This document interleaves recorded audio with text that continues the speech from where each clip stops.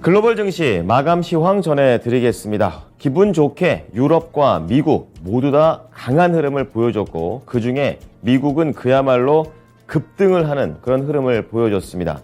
이날 3대 지수의 종가를 체크해 보겠습니다. 다우 지수가 3.7, S&P 500 지수 5.5, 지수입니다. 종목이 아니죠.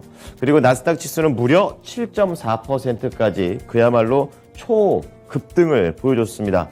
그래서 지금 33,000선 그리고 4,000선 근처까지 나스닥은 11,100선에 확실하게 안착하는 흐름을 이날 보여줬습니다. 시장의 키워드는 딱 한 가지밖에 없습니다. 경제지표, 소비자 물가지표인 CPI가 되겠습니다. 좀 자세하게 조사를 해왔는데요. 전년 대비 7.7% 올랐습니다. 가장 높았을 때가 9.1%고 계속해서 9에서 8로 8에서 8.1까지 내려왔다가 이제 7로 앞자리가 바뀌었기 때문에 여기에서 굉장히 의미가 많이 부여가 된 것입니다. 자, 우선 2월 이후에 처음으로 이렇게 내려간 것이고요. 상승률 역시 1월 이후에 가장 낮은 상승률을 보이면서 시장의 예상치까지 하회하는 긍정적인 모습이 나와줬습니다. 전체 그림에서는 1981년 11월 이후 최고치였던 9.1%에서 지금 4개월 연속으로 이렇게 둔화세를 보여주고 있습니다. 자, 그런 가운데 변동성이 큰 이런 물품들을 싹 제외하고 근원적으로 CPI는 얼만큼 되냐, 이거 역시 둔화되면서 좋은 모습을 보여줬었는데요. 지난해 같은 기간보다 6.3% 상승에 그쳤습니다. 40년 만에 가장 높았던 게 6.6%였었는데 여기에서 계속해서 내려가고 있는 그런 상황이고요. 역시 예상치도 하회하게 되면서 근원 CPI나 그냥 CPI 모두 다 하락하는 내용적으로 좀 질적으로 좋은 그런 경제지표가 발표가 됐습니다. 자, 그럼 변동성 품목들은 어땠나라는 것을 좀 파악해 보면요. 크게 에너지, 그리고 중고차, 음식료 이렇게 좀 볼 수가 있겠는데요. 에너지 가격은 조금 올랐습니다. 전달보다 1.8% 오르면서 지금 전달 2.1% 하락했던 것보다 살짝 방향이 전환이 된 부분이 있었고요. 중고차 가격이 더 긍정적이었습니다. 전달보다 2.4% 하락하면서 하락의 폭을 더 깊게 가져가는 긍정적인 모습이었고, 음식료 가격에서는 전월 대비 0.6% 오르면서 상승률이 소폭 둔화되는 그런 흐름이 되겠습니다. 그러니까 에너지만 오르고 나머지 품목들은 변동성 있는 품목들도 안정세를 보여준 것이 이날 실적의 세부 내용 중에 하나가 되겠습니다. 자, 그리고 여기에서 또 중요한 것이 바로 노동과 관련된 그런 내용이 되겠는데요. 10월 시간당 평균 실질 임금은 전월 대비 소폭도 줄었습니다. 2개월 연속에 하락세를 보였다라는 것이 긍정적인 모습입니다. 조금씩 노동시장이 좀 잡혀가고 있다라는 쪽으로 해석할 수도 있는 그런 내용이고요. 시간당 실질 임금 역시 전년 대비 2.8% 하락했습니다. 앞서 말씀드렸던 평균 실질 임금과 더불어서 2달 연속의 하락세를 보였다라는 점 좋은 내용이었습니다. 자, 그런 가운데 금융 당국자들의 이제 발언들이 나오고 있는데요. 이제 완화적으로 얘기하는 분들과 계속해서 긴축을 외치는 사람들, 이렇게 좀 나눠졌습니다. 옛날에는 긴축을 외치는 사람들만 있었는데 완화적으로 말하는 사람들이 이제 생겼다라는 건데요. 패트릭 하커 필라델피아 연은 총재, 이분은 긴축적인 발언만 하는 사람이었습니다. 그런데도 불구하고 속도 조절을 좀 전망한다라고 얘기를 했고요. 메리 데일리 샌프란시스코 연은 총재도 이 최종 금리가 원래 5.2, 많게는 5% 중반까지도 간다라고 얘기가 있었는데 이런 시장의 전망들을 뒤집으면서 4.9%가 최고가 될 것이다라고 얘기하면서 앞자리가 다른 그런 의미 있는 얘기를 했습니다. 자, 그런 가운데 로레타 메스터 클리브랜드 연은 총재나 이번에 새로 직업을 얻게 된 이제 로리 로건 댈러스 연은 총재 역시 긴축적인 발언을 좀 이어가는 모습이었습니다. 안도감은 줬지만 아직은 멀었다라는 내용을 하게 되면서 이렇게 매파적인 발언도 있었지만 시장에서는 좋은 쪽으로만 해석을 했습니다. 자, 이어서 섹터와 업종별 흐름 체크해 보겠습니다. 지수가 이렇게 올랐으니 당연히 전 섹터 다 올랐고 오른 것도 굉장히 강하게 상승을 했습니다. 섹터 평균 어제 이제 2% 하락을 했었는데 간밤에는 무려 5.3%나 평균 상승률이 이렇게 올라갔습니다. 당연히 이렇게 금리 인상에 대한 부담이 주니까 IT가 가장 세게 움직였었는데요. 평균 8.3% 올라갔습니다. 그 가운데에서도 이제 국내 증시하고도 연결성이 높은 반도체가 가장 강했습니다. 이 안에서도 10.3%로 이번 상승을 아주 강력하게 견인하는 모습이었고요. 그 다음에 이제 금리 인상이 좀 속도 조절론이 이렇게 좀 나오게 되니까 대출 이자에 대한 부담감을 그동안 느끼면서 강하게 얼어붙었던 부동산 시장이 조금은 해동되는 모습입니다. 7.7% 올라가는 흐름이고요. 경기 소비재 쪽에서는 소매 업종이 전반적으로 9%대의 강세를 띠면서 평균 7% 후반대의 상승 흐름을 보여줬습니다. 자, 이어서 종목별 흐름으로 좀 자세히 짚어보겠습니다. 섹터로 IT에서부터 성장주들이 전반적인 강세를 띠는 가운데 아주 기분 좋게 모두 다 상승하는 그런 모습을 보여줬습니다. 그 가운데에서도 IT나 반도체가 유독 더 강했다라는 내용이고, 오늘 국내 증시와 이 아시아 증시에도 훈풍을 좀 기대해 볼 만한 그런 포인트가 되겠습니다. 대형 IT 종목 중에서 가장 강했던 건 아마존입니다. 무려 12.1%, 두 자릿대 이 큰 종목이 이렇게 세게 움직였습니다. 지금 앞서 말씀을 드렸던 금리 하락이라든지 이로 인한 달러 약세, 거기에다가 추가적으로 투자 심리가 많이 개선이 되면서 올라간 건데요. 아마존은 개별적으로도 비용 절감에 대한 노력을 계속해서 보여주고 있습니다. 수익성이 없는 사업들을 전반적으로 다 구조조정 시켜버리겠다, 이렇게 얘기를 했고, 새로운 이 물류 창고에서 쓸 수 있는 로봇, 좀 더 성능이 개선된 로봇을 출시했다는 내용까지 추가가 되면서 이날 12.8%, 장중에는 무려 15%까지 간 적도 있습니다. 이렇게 강하게 움직였고요. 다른 종목도 다 좋았었죠. 가장 강했던 종목 중심을 좀 찾아보면 메타 플랫폼스가 10%, 그리고 애플이 8.9%, 마이크로소프트 8.2%, 그리고 구글의 모회사 7.5%, 그리고 테슬라까지 7.3% 강하게 움직였습니다. 자, 그리고 테슬라가 최근에 굉장히 많이 내려앉았죠. 이제 그런 가운데 7%의 반등을 아주 강하게 줬는데요. 웨드부시 쪽에서는 여전히 테슬라에 대해서 전망을 안 좋게 봅니다. 이제 그럼에도 불구하고 앞서서 나왔었던 이런 재료들의 힘을 얻으면서 7.3%, 시장 올라가는 만큼 거의 비슷하게 올라가줬다고 볼 수 있겠고요. 테슬라가 이렇게 강하다 보니까 이제 중소형 밑에 단에 있는 종목들, 전기차들 다 강했습니다. 리비안이 17%, 니오, 중국 자동차죠, 11%, 매출에 대한 내용들, 그리고 앞으로 생산 전망까지 긍정적으로 내게 되면서 이날 좋았었고, 생각보다 중간 선거에서 보수당인 공화당보다는 민주당이 계속해서 강세를 뗐다라는 것도 앞으로 친환경 에너지와 관련해 긍정적인 모멘텀을 제공을 했습니다.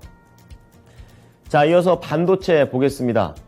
정말 강했습니다. 필라델피아 반도체 지수가 10.2%까지 올라가게 되면서 투자 심리가 매우 좋았다라고 좀 볼 수가 있겠고요. 그동안 반도체 시장은 이 강달러에 엄청나게 시달리는 모습도 있었고, 업황이 안 좋다라는 것에도 있었습니다. 근데 이런 부분들이 이날만큼은 거의 다 그러한 짐을 덜어버리고 날아가는 그런 내용이었었는데요. 종목을 보시면 엔비디아가 가장 큰 종목 중에 하나인데 무려 14% 급등을 했고요. 관계사인 AMD 역시도 14%, 그리고 메모리 관련된 종목 중에서 마이크론 테크놀로지가 7.6%, 메모리 쪽에서 약간 크기가 작은 웨스턴 디지털은 무려 9.9%, 가릴 것 없이 좋았고요. 제조업체뿐만이 아니라 장비업체도 좋았습니다. 어플라이어드 머티리얼즈와 램 리서치 11%, 18%, 오늘 반도체 장비 쪽 괜찮습니다. 자, 그런 가운데 전반적으로 금융주에서도 침체에 대한 우려를 덜면서 올라갔고요.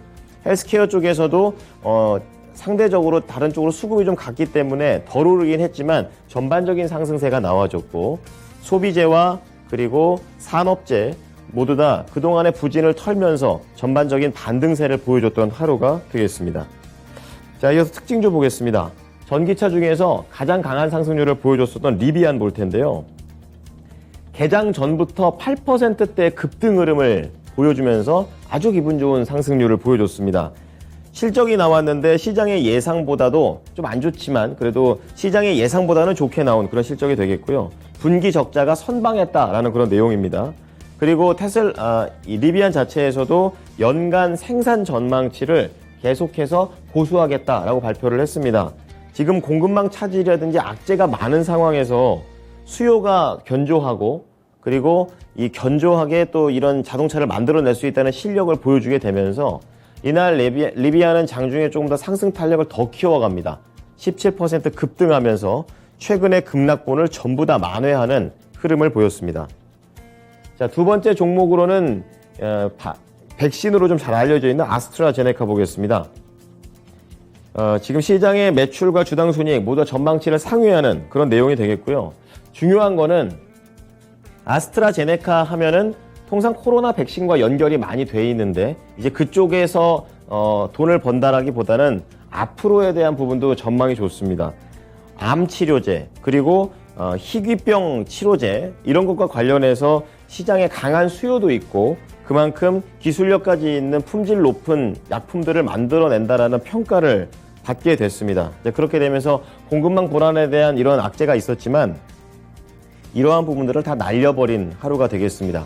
크게 U자로 올라가면서 최근 거의 전고점 근처 까지 올라가는 아스트라제네카였습니다. 6.6% 상승 마감했습니다. 자, 여기서 유럽 체크해 보겠습니다. 유럽은 상승을 했습니다. 하지만 뭐 미국만큼은 아니지만 분위기는 그대로 받아가는 그런 흐름인데요. 이날 독일 닥스 지수가 3.5%, 프랑스, 영국이 거의 2%, 1% 올라갔습니다. 이렇게 CPI가 어느 정도 그러니까 인플레이션이 잡히는 모습이 나오다 보니까 연준에서도 12월에 조금 금리 인상을 속도 조절을 할 수 있다. 75가 아니라 50bp에 대한 확률이 높아졌었던 만큼 유럽에서도 유럽중앙은행에서 속도 조절이 날 수 있다는 그런 시장 분위기 속에서 긍정적인 모습이었습니다.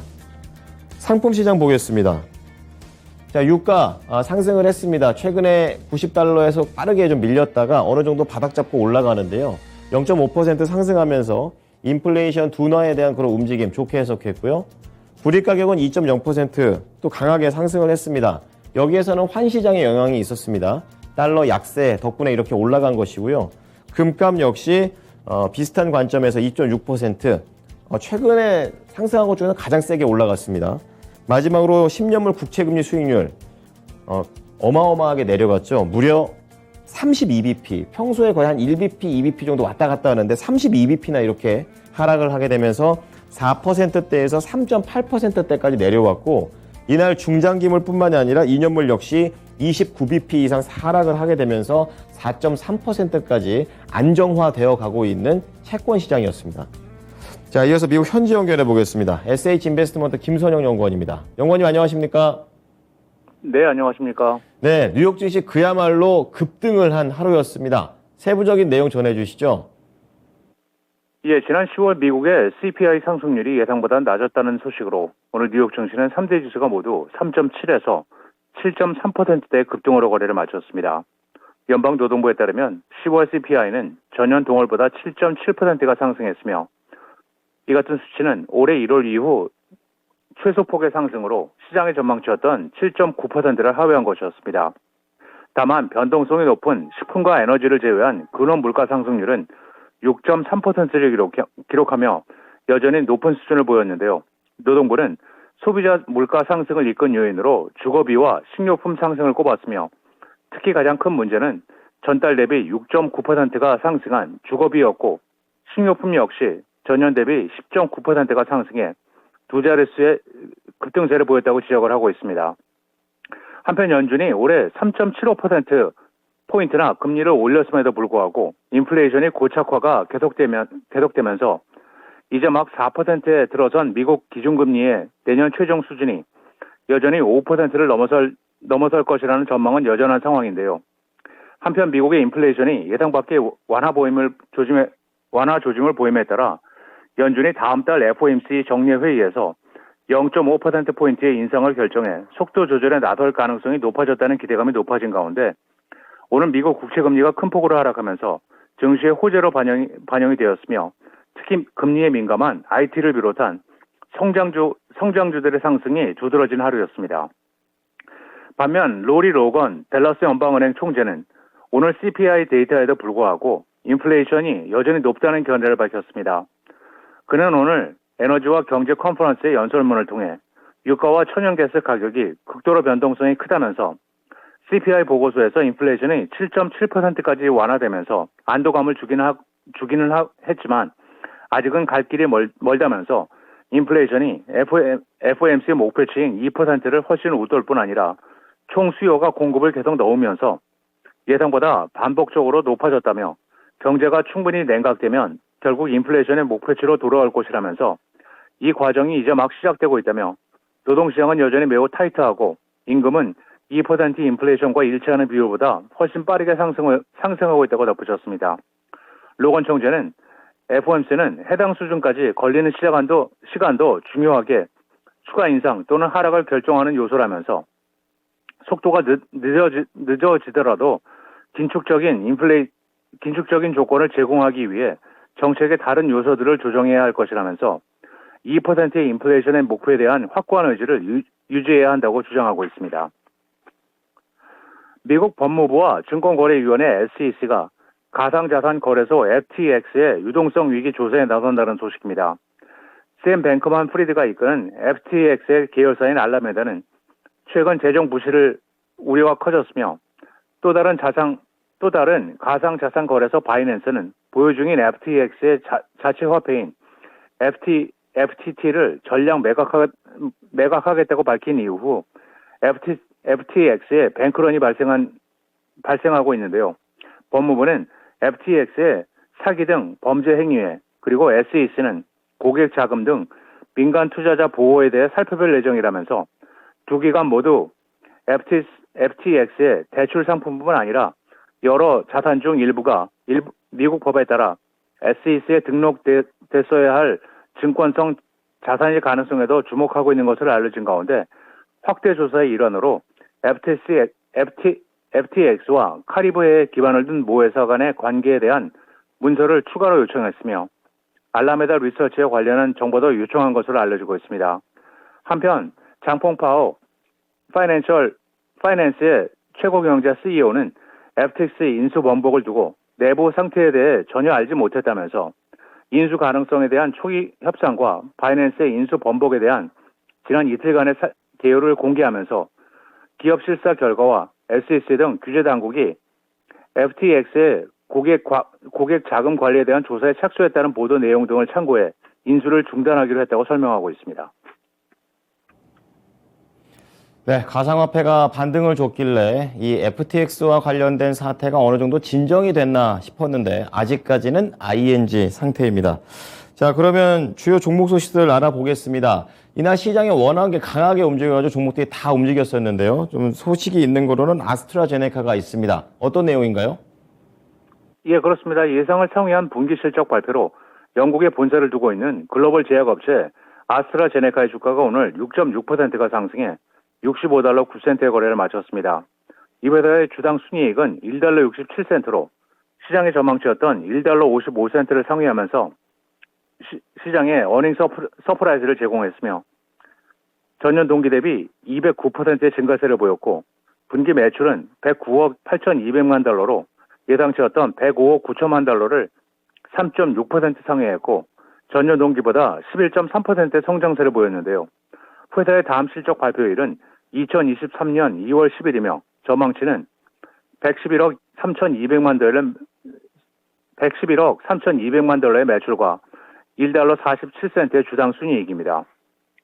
마지막으로 내일은 미시간 대학의 11월 소비자 태도 지수 잠정치가 발표되며 시장 예상은 전달 대비 소폭 하락한 59.5이며 폴스타 오토모티브를 시작으로 스펙트럼 브랜드, 알곤퀸 파워 앤 유틸리티, 스페리어 드릴링 프로덕트, TLX 파마스리컬, 리얼 굿푸드, 이노비드 코프, 그리고 선토리 베버리지 앤 푸드가 지난 분기 실적을 발표할 예정입니다. 네, 지금까지 SH인베스트먼트 김선영 연구원이었습니다. 한 주 동안 고생 많으셨습니다. 네, 감사합니다.